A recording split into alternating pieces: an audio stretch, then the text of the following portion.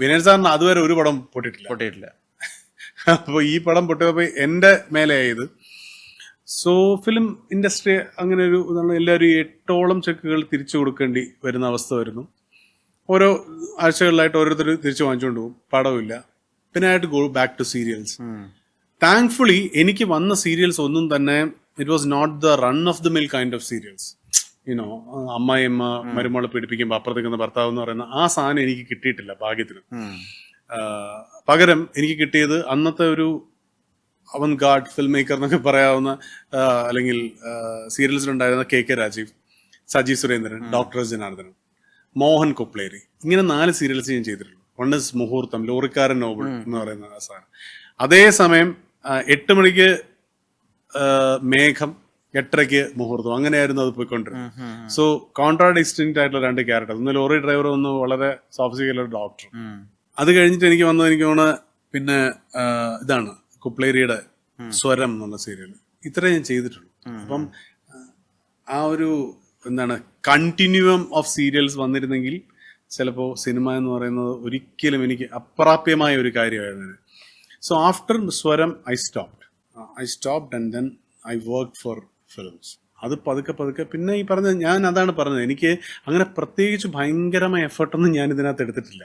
ഞാൻ ആൾക്കാർ അങ്ങനെ പോയി കാണുകയും നമ്മൾ ഈ പ്രൊവേർബിയൽ ബസ് സ്റ്റോപ്പുകളിൽ കാത്തു നിൽക്കലും ഡയറക്ടേഴ്സിന്റെ വാതിൽക്കൽ അങ്ങനത്തെ ഒരു കാര്യം എനിക്ക് ഉണ്ടായിട്ടില്ല. അപ്പൊ എനിക്ക് കംപ്ലൈന്റ് ചെയ്യാനൊന്നുമില്ല അതിനകത്ത്. ഞാനിവരെ ഒന്നും കാണാനും പോയിട്ടില്ല. Just came to me. So the universe has been so benevolent in that sense that everything came to me so without much effort. പിന്നെ എഫേർട്ട് ഉണ്ട്. നമ്മൾ വൺസ് പിന്നെ നമ്മള് ഫുൾ ഓൺ ഇത് തന്നെയായിരുന്നു. കാരണം I did around 100 films after this one. 2010 ശേഷം 100 പടങ്ങളോളം ഞാൻ ചെയ്തില്ലേ, 15 പടം എഴുതി. സോ അതുണ്ടായിരുന്നു, ആ വർക്ക് ഉണ്ടായിരുന്നു ഉറപ്പായിട്ടും അതിന്റെ. പക്ഷെ അതൊക്കെ എല്ലാവരും ചെയ്യുന്നതാണെന്ന് അങ്ങനെ കാണാനാണ് എനിക്കിഷ്ടം. അതാണ് എന്റെ സത്യവും. എന്നെക്കാളൊക്കെ ഹാർഡ് വർക്ക് ചെയ്യുന്ന ഈ പറയുന്ന ഇവരൊക്കെ 4:30 എണീറ്റ് ജിമ്മിൽ പോയി 3 മണിക്കൂർ വർക്കൗട്ട്, അങ്ങനത്തെ ഒരു കാര്യം ഞാൻ ചെയ്തിട്ടില്ല.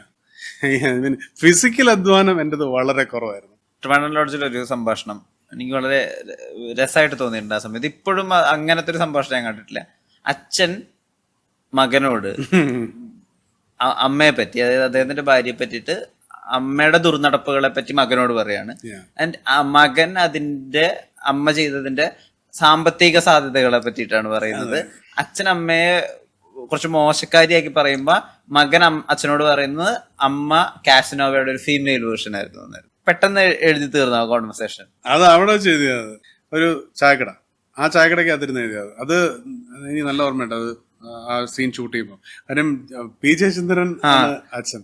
അപ്പൊ ജയേട്ടൻ വന്നിട്ട് ഇപ്പം ഇത് മൊത്തം മാറിയില്ലേ, ഇങ്ങനെയൊക്കെയാണ് ഇല്ലേ കാര്യങ്ങൾ എന്നോട് ഓർമ്മയുണ്ട്. അപ്പൊ ഞാൻ പറഞ്ഞ എന്തെങ്കിലും പ്രശ്നമൊന്നുമില്ല, അതാണല്ലോ കാലം വരണം, ഇങ്ങനെ വേണം, ഇങ്ങനെയാണ് പുതിയ കാര്യങ്ങൾ ഉണ്ടാവുക അല്ലേ, ആവും എന്നൊക്കെ പറഞ്ഞിട്ടുള്ളേ പോകുന്നൊക്കെ എനിക്ക് ഓർമ്മയുണ്ട്. അച്ഛന്റെ അമ്മയുടെയും ഫിസിക്കൽ കെമിസ്ട്രിയും തട്ടുമ്പോത്തായിരുന്നു. അല്ല അത് ഞാൻ പറഞ്ഞല്ലോ, എനിക്ക് അത്തരം സൊസൈറ്റൽ മോസിനെ ഈ പറയുന്ന കാലമല്ലേ, അപ്പം എനിക്ക് അതൊന്നും തച്ചുടയ്ക്കണമെന്ന് ബോധപൂർവമായി എനിക്ക് ആഗ്രഹം ഉണ്ടായിരുന്നു. ഉറപ്പായിട്ടും. കാരണം ഇതൊക്കെ വളരെ ഫ്ലിംസി ആയിട്ടുള്ള കാര്യങ്ങളാണ്.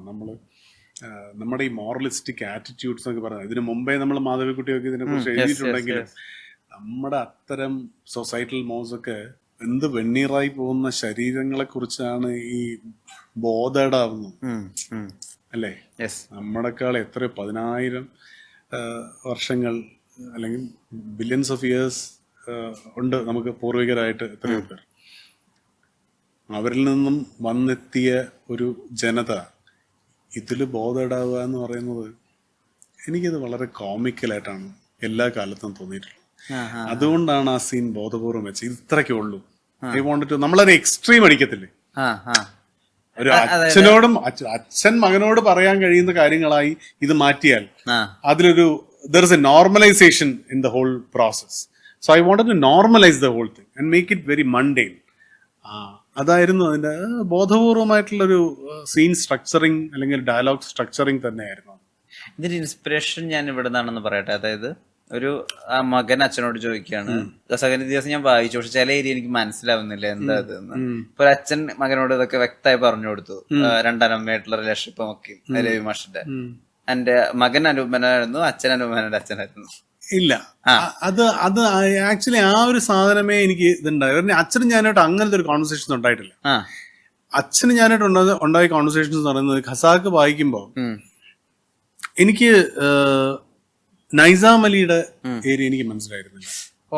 അതൊരു കാര്യം. ചാന്തുമേ രവിയും തമ്മിലുള്ള ബന്ധം എനിക്ക് മനസ്സിലായിരുന്നില്ല. അപ്പൊ അതിന് ഏറ്റവും എന്താണ് ഒരു 7ാം ക്ലാസ്സുകാരന് പറഞ്ഞ് മനസ്സിലാക്കി തരാവുന്ന ഭാഷയിൽ അച്ഛൻ പറഞ്ഞു തന്നു എന്നുള്ളത് മാത്രമേ ഉള്ളൂ. അല്ലാതെ അത് ആ കാലത്ത് അത് ടാബുവാ. ടാബു, പക്ഷെ ടാബു ആണെങ്കിൽ എനിക്കിത് വായിക്കാൻ തരുമല്ലോ. ഐ മീൻ കോമൺ സൊസൈറ്റിയിൽ, കൺവെൻഷണൽ സൊസൈറ്റിയിൽ. പിന്നെ നമ്മള് എന്താണ്, ഞാൻ ക്രൈസ്റ്റ് സ്കൂളിലാണ് പഠിക്കുന്നത്. സ്കൂളില് ഞാൻ ലേഡി ഷാർലീസ് ലവറോ സൺസ് ആൻഡ് ലവേഴ്സോ ഒക്കെ വായിക്കുന്നത് ആക്ച്വലി നമ്മുടെ ലൈബ്രറിയിലാണ്. എനിക്ക് തോന്നുന്നു ഒന്നുകിൽ അന്ന് അവിടെ തിരഞ്ഞെടുത്ത ആൾക്കാർക്ക് അറിയില്ല ആയിരിക്കാം.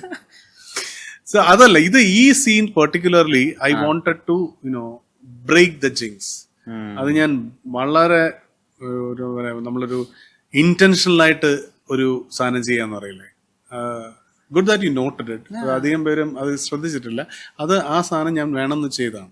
ബിക്കോസ് അത് ആ സിനിമ മൊത്തം പറയാനിരുന്ന ഒരു കാര്യത്തിന്റെ. അപ്പൊ അതിനകത്ത് ഏറ്റവും ഒരു എന്താ പറയാ, ഒരു ഐഡിയലിസ്റ്റിക് സീനാണ് ദ വൺ വുമൺ മാൻ സാധനം. അതിനെ നമ്മൾ ജക്സ്റ്റപ്പോസ് ചെയ്യുന്നത് ഇത്തരം സീനുകൾ കൊണ്ടാണ്. ഇപ്പുറത്ത് ഇയാള് തന്നെയാണ് ഇപ്പുറത്ത് ഇത് പറയുന്നത്, അമ്മയുടെ ഇത് പറയുന്നത്. സോ ദാറ്റ് വാസ് ഭയങ്കര രസമുള്ളൊരു എന്താണ്, നമ്മുടെ റെവറിയിൽ പോകുന്ന ഒരു കാര്യമായിരുന്നു. ഒരു ആർട്ടിസ്റ്റിക് റെവറി എന്ന് പറയില്ല, അതുണ്ടായിരുന്നു.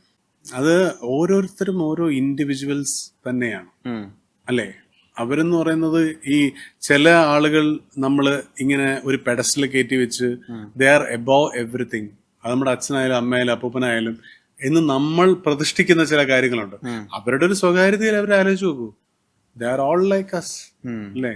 എല്ലാ ഫെയിലിങ്സ് എന്ന് പറയുന്നത് so called failings, I don't treat it as ഫെയിലിങ്സ്.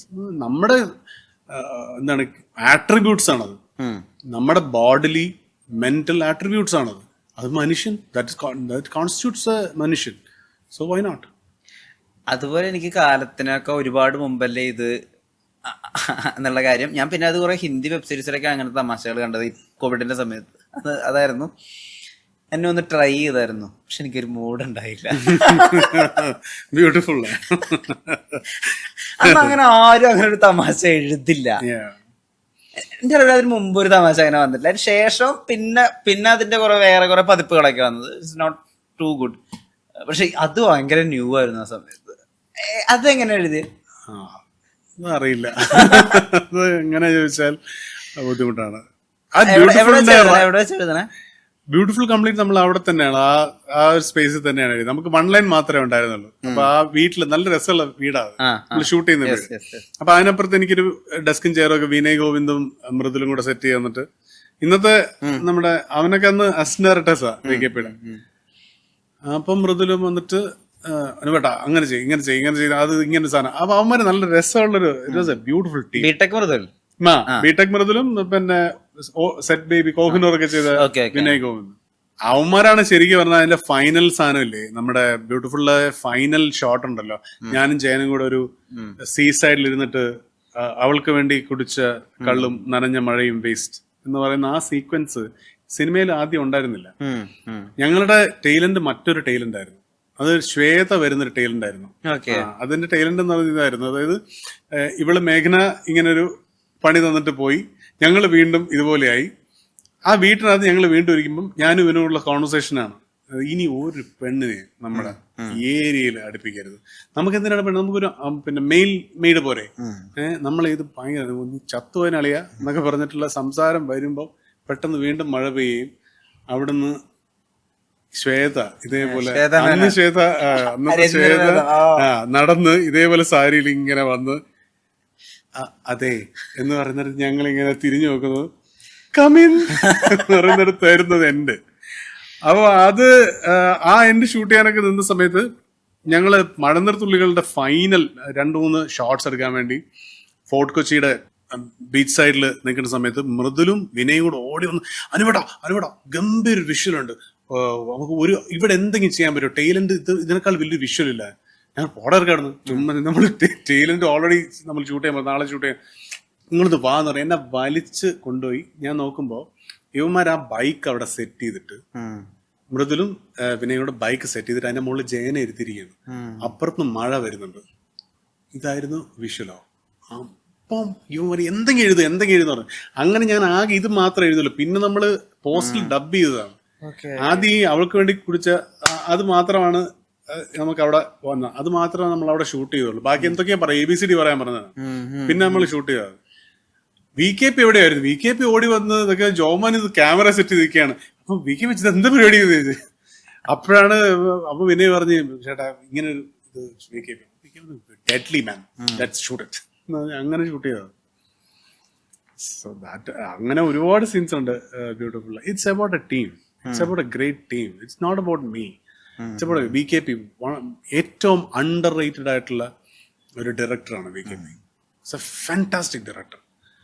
അദ്ദേഹം ഇതിനകത്ത് കൊണ്ടുവരുന്ന ഈത്തോസ്, അദ്ദേഹം കൊണ്ടുവന്ന ടെക്നിക്കാലിറ്റീസ് എന്ന് പറയുന്നത് നമ്മുടെ technological advancements in cinema, Malayalam cinema ഉപയോഗിച്ച് ഷൂട്ട് ചെയ്ത സോങ്, പിന്നെ ഒരുപാട് ഡിജിറ്റൽ കൊണ്ടുവന്നു, എല്ലാം അങ്ങേരാണ്. അപ്പൊ അതൊരു അങ്ങനെ ഒരു ടീം വർക്കിന്റെ ഒരു ഇതാണ്. ഞാനും ഇതിന്റെ ഭാഗമായി എന്നുള്ളതാണ് സത്യം. I was fortunate enough to be part of.